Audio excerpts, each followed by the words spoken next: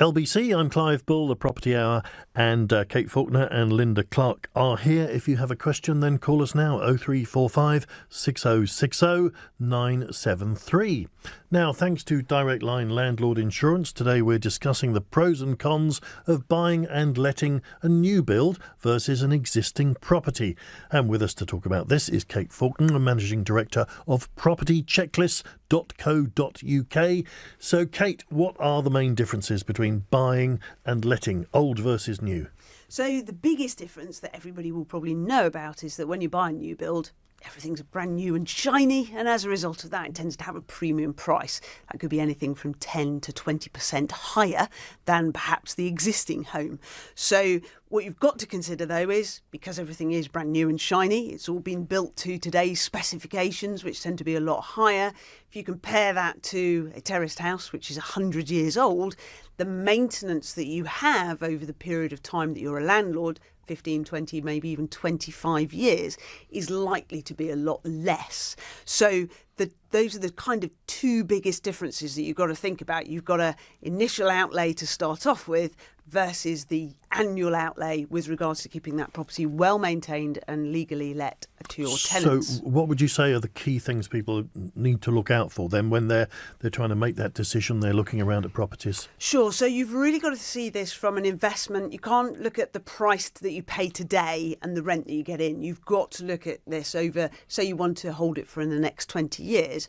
What is the cost of that new build now plus the maintenance costs over the next 20 years? You'll still have some, such as redecorating. There'll still be a new kitchen over that period of time, for example.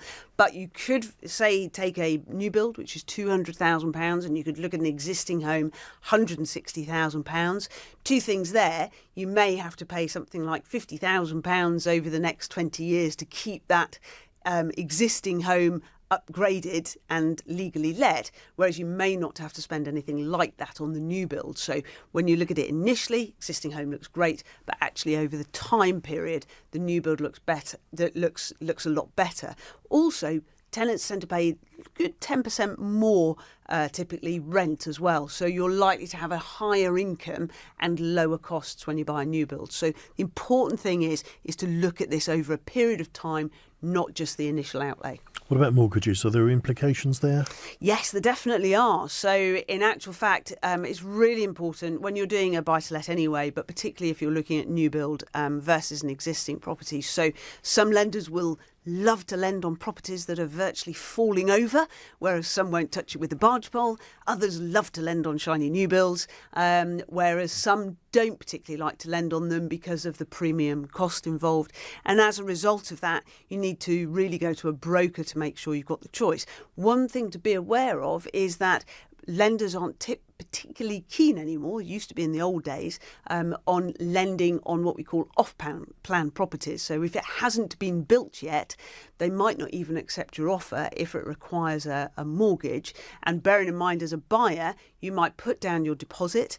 It might not be built for 6 months' time. Property markets can change within at least a 3-month period, and you may not be able to secure a mortgage to buy that property, and therefore you'll lose your deposit. So the mortgage has a big difference. OK, anything else you should be aware of before you make that decision? Yeah, I think it's really not to assume that new build is best or that an existing home and doing it up is best. You've really got to look at your local market. So in some areas, a new build may have a premium, but in other areas, actually, it might be character properties that have the premium. So it's all about really understanding your local market, and you never know, if the developer has got their end of year coming up, they might be willing to do a great deal on it. So it's about understanding your local market from a tenant's perspective, and it's also about understanding it from the property deals perspective, and then working out over time which stacks up best, not assuming one is better than the other.